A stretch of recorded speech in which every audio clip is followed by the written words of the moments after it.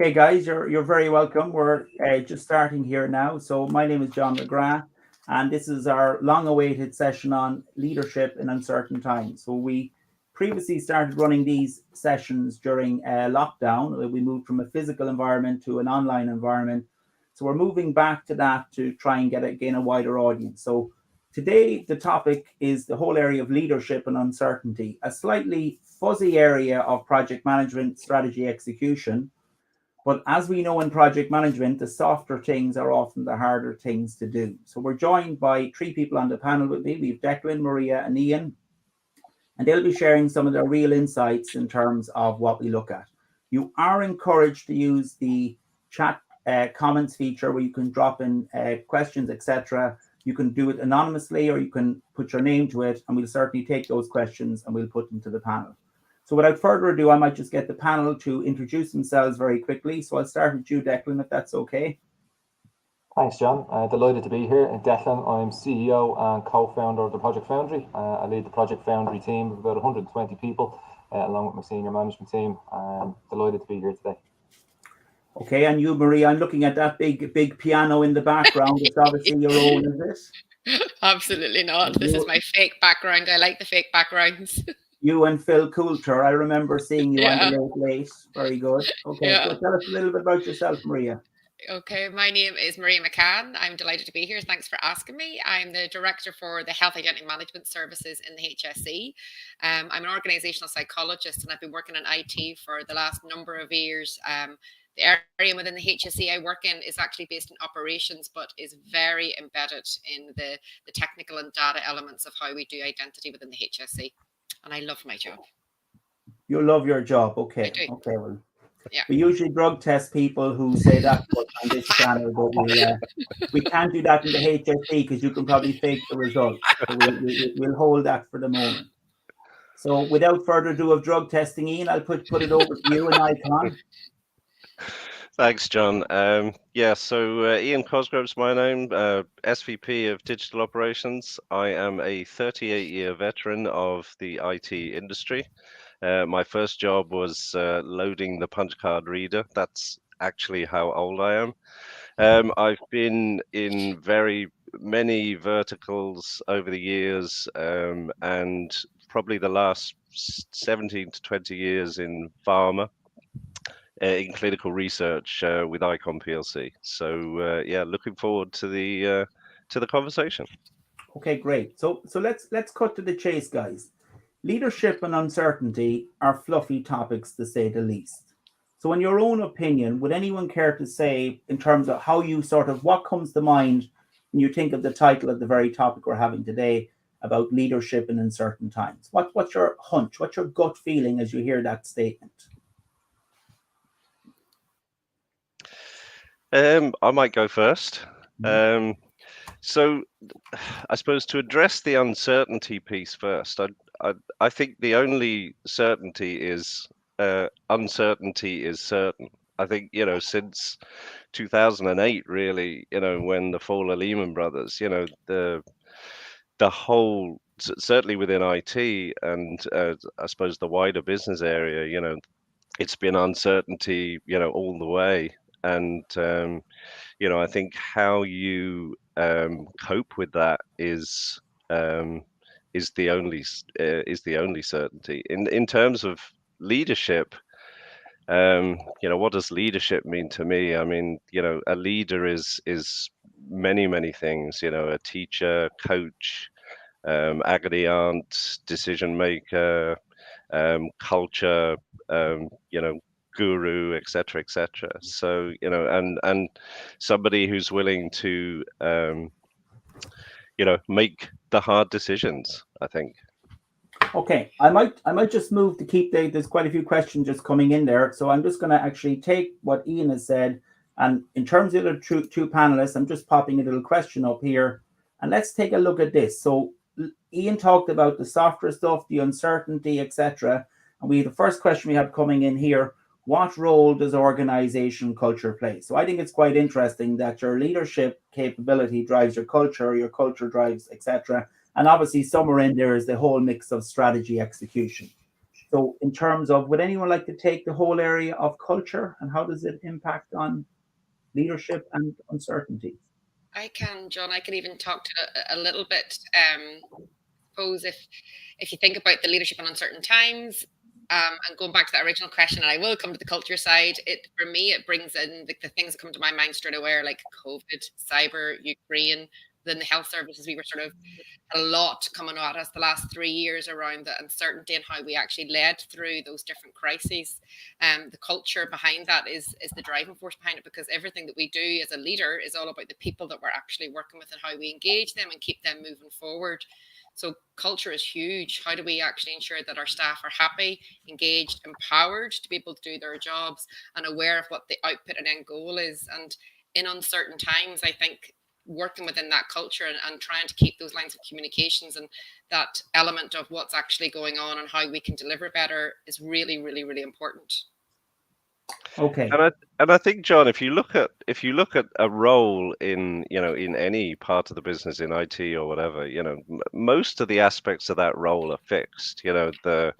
What you're working on is your speciality, the skills you need, the technology you're working on. That's all fixed. The only variable there is the culture of the business, is the way people work and how they work together. And I think, if things are so uncertain, to have something that differentiates you from other companies and makes people want to stay with you specifically is a very, very powerful tool. Okay, so when I listen to that, I think of the concept, which is kind of an evolving term, of an agile culture. Is there such a thing? I also think when I hear culture, I always think strategy can be defined. As a management team, we can make a decision right here and now, and we can change our strategy tomorrow. You can't do that in culture. Culture evolves where strategy is defined. So how do we sort of develop that culture to do those things? What are the building blocks of developing an agile culture, do you think? I would jump in there and say trust. For me, everything that we sort of look at is around basically developing a framework and foundation of trust with your staff, so that no matter what actually comes at you from an uncertainty point of view, or a change in leadership, or a change in the different crises, you actually have to have trust with your staff, and that communication, that bi-directional communication, so that they actually understand where we're going and why we're actually doing what we're doing, what the impact is. Okay, so just jump in there. Sorry, sorry, it's that probably cliched now, North Star, that defined sense of purpose, what we're all heading towards. And I think when you throw into the mix some of the points that both Ian and Maria have made there, the level of complexity people are having to deal with, the volume of change, trying to achieve that strategy execution piece. And I think creating that culture, the ability to, again, sounds maybe slightly fluffy, but the ability to make mistakes, and creating that space, because I think given the level of uncertainty, given the level of complexity, and given the pace of change in the majority of organizations at the moment, naturally there's going to be more and more mistakes being made as the pace continues. It doesn't show any sign of stopping anytime soon.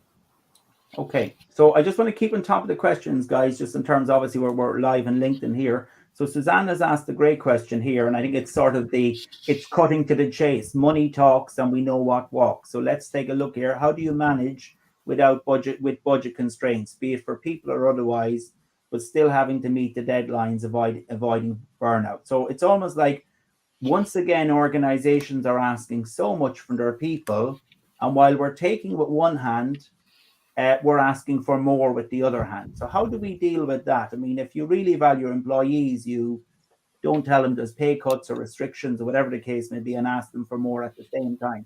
So that's the paradox of a caring organization. We'll cuddle you, but there may be a gentle knife going in your back at the same time as we do that hug. So how do we deal with that, guys? I think there's a contract to be had there, John, between leadership, the organisation, the people on the team, and it's getting the balance, and balance is a word we use an awful lot at the moment internally and with our clients. Sustainable pace of change, sustainable rate. There's absolutely no point in looking to burn everybody on that journey. And that sustainable pace of change tied back to the various constraints, budget, time, whatever type of resource you may need to get the job done. I think trying to find that balance between leadership and the organisation and the teams is absolutely critical. And if you can find that Goldilocks zone, is the phrase I've used in the past, that's one of the key elements for us. Declan, you're the first person I've ever heard mention Goldilocks and culture. So there are moments in life, that's one of mine that I will remember. I'm also thinking, what's that? I'll make you a plaque. I'll make me a plaque. Now, the other thing we could do is we could hire people like Maria who told us they loved their job. That's the other positive thing we could do, of course. Yeah. Okay, let's keep on top of it, guys. Plenty of questions coming in. Do you want anyone to jump in, make a quick comment? I think just to go back to that one as well. I think over COVID, it was proved time and again that because everybody was home based, because everybody was at home, if you gave people flexibility, they gave you that flexibility right back. So you could use that flexibility as a tool. So, to avoid burnout, if so and so wants to take their kids, horse riding at 3 p.m, guess what? When there's and you give them the time to do that. When there's work that needs to be done on the weekend, their hand is the first one that goes up. Because it's quid pro quo. You give flexibility, you'll get flexibility. Okay, very good. Outcomes driven in rather than time the bonus. Exactly. Absolutely. And you'll see there, Declan, you have your first fan of the session. You see that branding and T-shirts will be available in about 20 minutes for people to buy online. There you go. Small fee. So can I jump in there, John, just on Suzanne's as well? Because I do think it's a really important question and extremely difficult as well. I think it's very difficult to try and balance all of that together. And Declan talking about that psychological contract you have with staff and the trust that's there between staff for them to be able to work and do their work-life balance in a better way. But it's hard because when you have demand coming from your business and demand coming from services, to keep that balance is really, really hard. So sometimes it's about sitting down with the team to say, okay, how can we do it differently? We're being told to do X. Is there a different way that we are not seeing that we can actually answer this question as well? Because let's be really honest, sometimes you just can't say no. So it's like, how do we work with the team to see if there's a different way to do it? And burnout we've definitely experienced it a lot within the health service as everyone across COVID. It's very, very real, and trying to keep your own eye on that for yourself, your senior management team, and we actually try and give each other tips and tricks about how you try and avoid it as well. But I think we're all only starting to actually move away from that ourselves at the moment as well. Yeah, it's very hard. I think that's a very honest answer of any leader to say you're going to get it wrong. It's continuous improvement. It's trying, testing, it's hitting a roadblock and coming back again. And I actually think that's something I always, when I speak to senior business leaders, you are human as well. And I actually have a huge amount of sort of trust in leaders who call it out to say, I don't have a silver bullet. I don't have a magic wand. I'm scrambling here, but I'm still going to fight a good fight. And I hope you're with me because, and I think that's a very honest that, the expression we have in leadership sometimes is that it's lonely at the top, but it doesn't have to be. And good leaders develop other leaders so you can share your problem, etc. Now, just in terms of anyone watching this live, there are loads of questions and comments coming in. It's very hard for me to keep on track of them as we're moving up and down. So if your comment or your question isn't shown, please just pop it back in again. Just do a quick copy and paste. It's not that I don't want to show it. It's just that I haven't just got to it. It's moved further up on the chat. Now, so here's Salman's question. We've been waiting for this for a while. And this is a very interesting to something you guys said earlier on. So let's just take the question first to make sure everyone gets it. So what are the most important factors that lead to setbacks in such uncertain times? And how do leaders deal with this and overcome such factors? And I think there's a very important sort of underlying question or comment that's in that question. And it's around the area, which is something you guys mentioned about trust. It takes years to build trust and you can lose it in an instant. In one act by a leader, sort of disrespecting, making a bad decision, letting somebody know you're not valued in a moment of time, that's what they remember, their last interaction or their last conversation they had with their CEO or their supervisor. So how do we deal with that, guys? What are those factors that lead to setbacks? Or I suppose I could rephrase that question. What are the factors that cause trust to be broken? And if so, how do you rebuild the trust? It's a similar question to what Salman is asking. I'll take the easier of the two for me, John, if that's all right, the one not involving trust. Okay. So I think in a general sense, two big contributing factors we see communication or lack thereof, communication in all its forms across various different sets of stakeholders, and that's Spider's web of communication within any organization or any entity around the change, and to Maria's point, getting people going on that journey with you. And a great one actually somebody called out to me in our own organization this week, which was matching the best or the most applicable talent and the most applicable people in the business to the most applicable work. And particularly when you're delivering transformational type change or strategy execution, it's not always people operating within their functions or their silos. So I think that ability to get the right people on the right jobs at the right time is critical. I agree, Declan. It's something that we've been looking at ourselves as well. Is like there's different tasks or processes or roles that come up, and sometimes you actually have to look at your team again and see where that person fits in best to actually deliver those. And it's getting better and quicker at doing that. Actually helps everyone, because then everyone feels happier in their roles and knows that they're actually contributing. So when people feel that they're actually contributing, they're much more engaged, much more motivated. It's whenever you feel that you're not giving something back that you have the dissatisfaction within employees as well. So that's a big one. Another one I would add to that is something you sort of spoke about, John, is around the mistakes or having failures or making mistakes is massively important, that people understand that you've got their back, that you're there for them, that sometimes things don't work out the way it's supposed to be. We don't hit the output, but then we can revisit it and try and see what we can do again to do better. And people knowing within your team that you've each got each other's back to help do that as well is really important. Okay. And I think one of the prime sort of roles of a leader is to be a blame umbrella, to shield the team from the blame. And when I took over as VP in ICON, one of the first things I did was I said there is no blame culture in this group, and the only person to blame is me. And you guys, you're not to blame. Busy people make mistakes. I mean, that is just, a truism. The busier people are, they're going to make mistakes. But, a mistake is a mistake. It's not deliberate. As long as they learn from it, and the pace of change, of course, mistakes are going to happen. I mean, they're just going to happen. And it's how you react to that, and it's how you deal with that, and it's how you, it all comes down to, Maria's point of trust. You have to communicate, you have to be honest as well. People can see through insincerity a mile away. And you have to be totally sincere with your people. And if it's a hard message, you have to communicate that hard message. And people will respect you more for doing that than not addressing that at all. Okay. And I think if I can jump in on Ian saying it's hitting home so true with us as well, because it's the complexity around everything that we do. So every organization life has just got so complex. And you may start off a process or trying to fix something and thinking that if you do A, it means B, and it never does.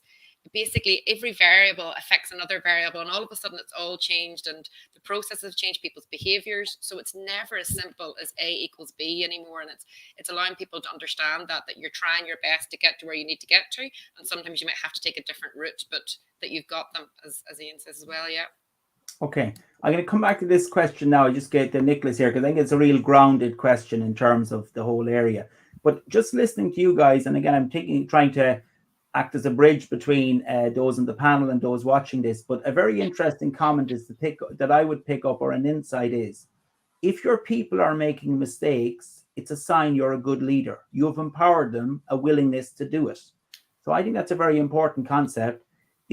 If people are sort of not empowered to do anything, or afraid, or almost, I suppose, they've disengaged. But if somebody's making mistakes, it does mean that somehow you still have that fire in the belly where they're willing to take a chance, push things forward.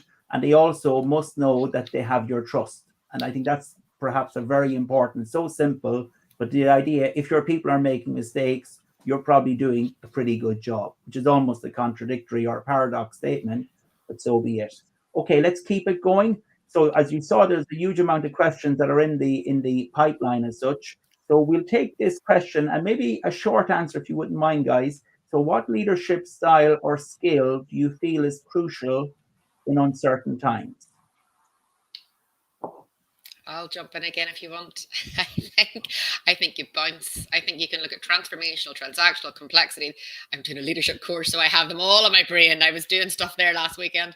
There's so many of them, and when I was looking at them all, it's literally you bounce from one to the other, because one skill set within a certain leadership style will be applicable in one time, and then it'll change for something else. So I think resilience and being able to actually just step back a bit and look and say, okay, what do I need to do to support my team in this moment, in this process, in this task?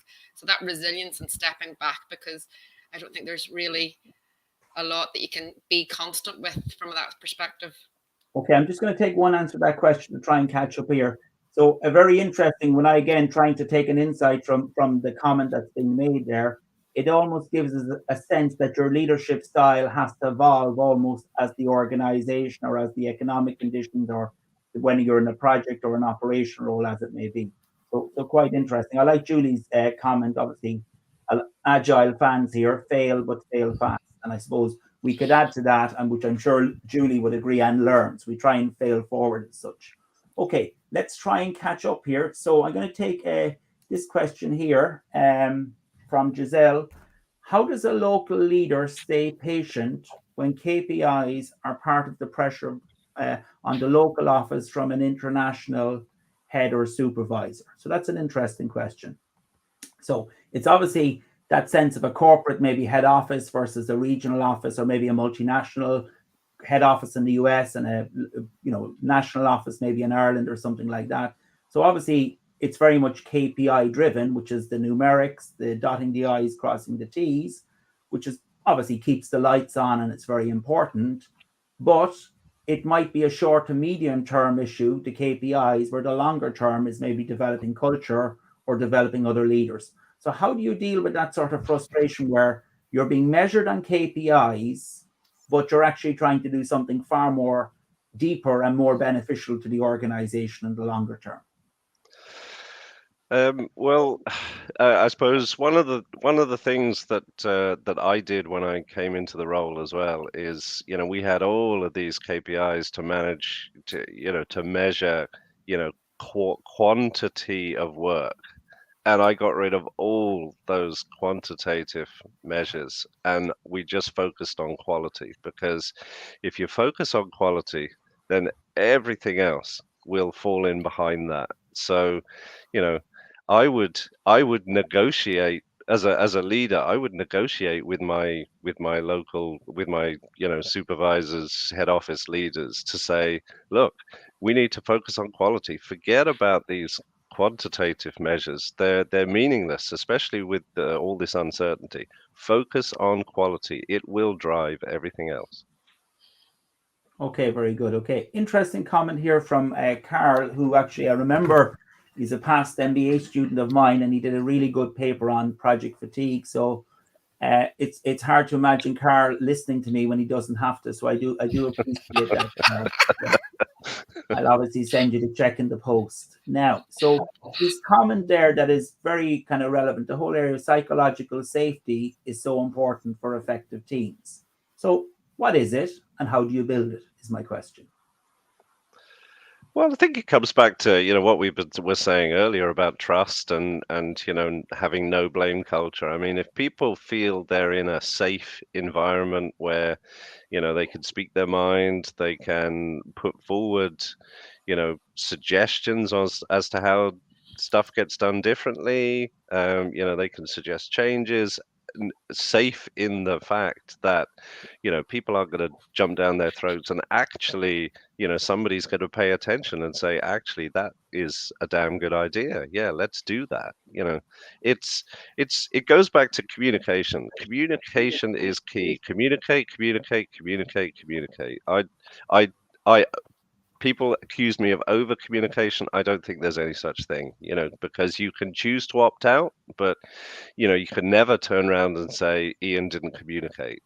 I do it all the time. It's one of the most effective tools, I believe, in a leader's arsenal to just communicate constantly. Okay, we'll keep moving, guys. The questions are flying. We'll try and stick to one answer and jump in and take it. So Mark's question: how do you identify, manage, and ultimately address people quiet quitting? So you might remember, if we were here 12 months ago, maybe 18 months ago, we were talking about the Great Resignation. And I think the only people worse than probably quitting is people who sort of stay and quietly quit, which is a really important question at Mark. So anyone got any tips on how you deal with that? I think there's two things for me, three things actually.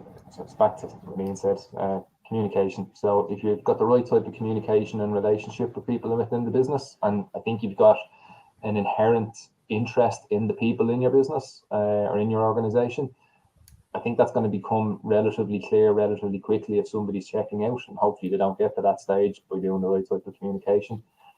And if you don't have that, then I think it's down to looking at, we're getting too structured, I suppose, looking at goals, looking at their performance. But I think it's definitely the first one is where the focus should be on that relationship you've built with your teams. And you can have open, honest discussions that both the guys have touched on. I think that's probably the most critical one. That's can be, depending on the size of your team and your organization and the busy environments we're talking about, that can be a significant time commitment, but definitely a worthwhile one, because if you weigh up that risk versus reward of the time to invest in your team and what you get back versus all of the other negative stuff, not just quitting, it's a bit of a no-brainer. Okay, here that's interesting. Now, here's a great question here from Mark, because the whole area of leadership and uncertainty, you couldn't really have the conversation without discussing sort of facilitating and leading change in an organization. Now, it's very interesting. A lot of us on this are from a project management background, but unless you've hidden under a rock for the last 3 years, we now realize change management is a key component of project management, the bringing the people with you, empowering the people, etc. But we also are aware we have a very high failure rate in any change management initiative. Could be anything up to 90%, depending on the study you're looking at. So I think this is a really tough and a really good question. So there's no perfect answers, as we know. There's an opinion in the here and now and in the moment. But let's take Mark's question. How do you keep the trust of your people when change doesn't live up to the expectations? Is your credibility not damaged? So you asked them to come on a journey and they gave you the full commitment and you didn't lead them to the promised land. So I think it depends if the change is something that you as a leader have 100% control over, and have the budget and the time and the ability to implement. If the change is something out of your control, I think you will still to a certain extent retain that trust, as long as you're communicating with your people. If it's something that you have total control over and you mess it up, then or you don't do it, or you partially do it, then yes, you will erode some of that trust. So I think it depends what is driving that change and who is driving that change. If it's a corporate thing that you're just keeping them up to date on, I'm not so sure you'll lose the trust. If it's something that you are 100% in charge of and enabled to do, then yes, I think you are going to impact that change, that trust. Okay, so I think it's very, very. Sorry, jump in there. Sorry, Maria. Jump in. I completely agree with Ian, and as well as that, I think one of the things that we looked at as a team across all the different crises the last 3 years is that realization to yourself and that admission to ourselves as leaders that change is unending. It ain't going away. It's just always going to be there. And translating that for your team to understand as well that it's not fixed point from A to B. Most of the time, like there's very few times that it will actually finish and be done. It's like come on the journey, but the journey's not going to end, but we're going to be there to basically evolve together. It's really, really important for us. That's what we found really helped us move forward, because people kept waiting for something to end and it doesn't. It just sort of evolves, and everything's so complex that when it gets to a certain stage, there's something else. So trying to sort of change it from a change perspective to basically that evolution of how we're actually doing our business is something we're trying to grasp more onto. Yeah, I like that comment from Donald there. I just popped it up that, you know, when change doesn't work out, there are no failure, there's only learning. Yeah. And I think that's a very interesting. Okay, you mightn't have quite got to the promised land, but you've certainly, you know, moved the dial on the compass to somewhere towards the North Star. We haven't quite got to it yet, but we certainly moved it. So I think the idea of incremental improvement perhaps could be taken from that. The other thing, better every day, John. Sorry, go ahead, Declan. 1% better every day. 1% better every day. Very good. You should be running along with a self-cam telling people that, rather than motivational. There's a guy I watch on Instagram. He's always running and talking. Goldilocks zone of culture. Okay. And just to be official, because I know some of my master's students, you will get the chance to publicly tell everyone how traumatic your 2 years was. You can see Carl has confirmed that listening to me for 2 years was truly traumatic. So he has popped up the title of his. It's a really good paper, and I know he's obviously I'm giving him a plug here, etc. There's no hassle, but it's a really good, the idea of project fatigue, and he wrote that sort of pre-COVID, and I think it's probably more relevant than ever the idea of sort of people fatiguing on a long, complex project, that sort of thing. Okay. The North Star was mentioned. There was a great question down here. I just want to pop it back up here. So here we go from Ailish. There was mention of a North Star. This was your pet phrase, Declan, I think. You're a great quoter of the famous North Star. You must have played Twinkle, Twinkle, Little Star as a child on the cello or something. I'm not sure. And Goldilocks. Goldilocks, yes. You had a much more privileged childhood than I did, obviously, Declan. We had to make our own Christmas toys. We got a block of wood and a chisel for Christmas. We told you have to make it. So let's take a look here. There's mention of a North Star. In times of uncertainty, how do you keep focused on it as a leader when everything else is changing around? I love that question. So the idea, you have this notion of a North Star and moving to this promised land, and really there's sort of real world missiles coming around, whether it's customers, projects, staffing issues, regulation, whatever it may be. How do you keep going when you have that sort of relentless competition on where you want to be? Belief, John. So you have to truly believe in that North Star, because it's going to be, your belief is going to be tested along the way. I think the other phrase that springs to mind is a dog with a bone. You know, eyes on the prize. Lots of other cliches we can throw in there as well. And that's really part of your role as a leader, is to stay truly focused on that.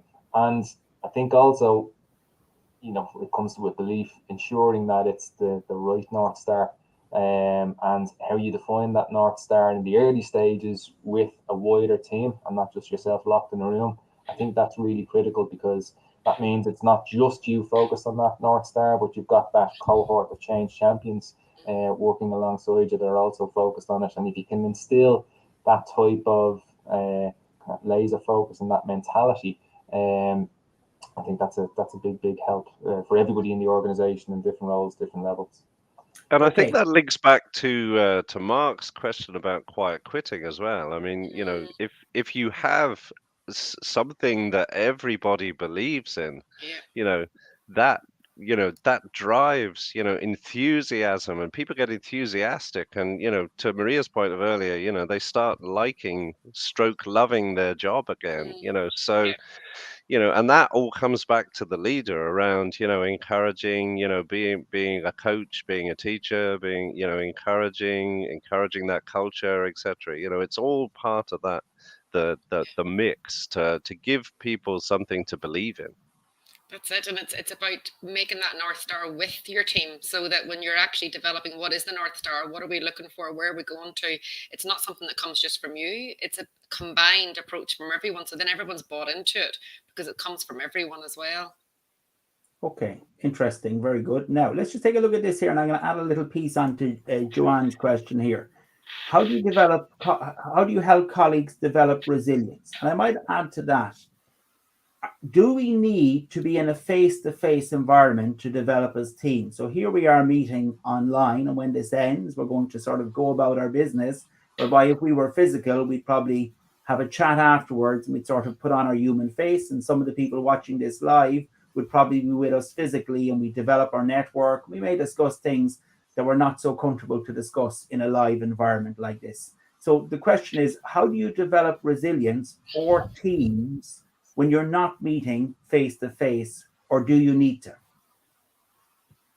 Anybody take that question? Well, I think, somebody like myself who manages a team across multiple geographies, time zones, etc. I mean, you can't have them all in the same room. It just physically doesn't happen, can never happen. So, you have to use tools like, video conferencing, like cameras, and for me, it's all about equality in the communication. So, for instance, rather than have 10 people crammed into a room and one person on the crappy speakerphone in the corner, have everybody join the meeting remotely so that everybody is equal. And, if you can give people that equality, and, you can see them, you can hear them, I think that, it does develop teams, it does develop teamwork, and, share a bit of yourself as well. Be the same person you are outside of work as you are inside of work. It's be authentic. Okay, very good. I'm just conscious, guys, time flies when you're having fun. We're already 7 minutes over. Now, there's still one or two questions. I'm going to take them. I would say to you, we did develop a paper around this whole sort of topic about leadership in uncertain times. So you should find in the LinkedIn chat that will be a link will be dropped in, and you can certainly download that. And there will be other sessions. We're going to try and go back to doing one a month. And we will obviously share the paper with you, and the recording will be there as well. But before we go, we are going to take these final questions to try and make sure they're answered. So short, snappy answers, if you don't mind. What role does innovation and creativity play in your approach to leading in uncertain times, and how do you foster? So the whole area of innovation and creativity, how do you foster it, and why is it important? It's hugely important in my world. It's something we've had to really pull together on across my team, and how we've done it basically is by coming into workshop or doing it online to basically look at the different challenges we're facing and trying to look for different approaches in a really creative way. Any answer, any ideas, get them all out on paper, and not doing it just within our own team. A big thing for us is basically stakeholder engagement, consumer engagement, working across the services with public, private, and academics. That's the only way we were able to look at a lot of the challenges we face, because none of us have the right answer. No one has it in their back pocket. But the more you engage with more people, the more brains you bring to it, the more all that creativity flourishes. And that's something that's embedded very strongly within my own team, is reaching out, having conversations, picking up the phone. I think with COVID, a lot of people stopped picking up the phone, and it was like, just ring them, just pick up the phone. They'd love to hear from you, and getting that back into it again, and just bringing people together to really look at how multiple brains answer the questions that we're facing these days. And I would say innovation comes back to what we've been talking about earlier about creating the right culture. If you have the right culture in place, and people feel part of they feel part of something bigger, they're enthusiastic, then the creativity and the innovation will flow. It's just going to happen.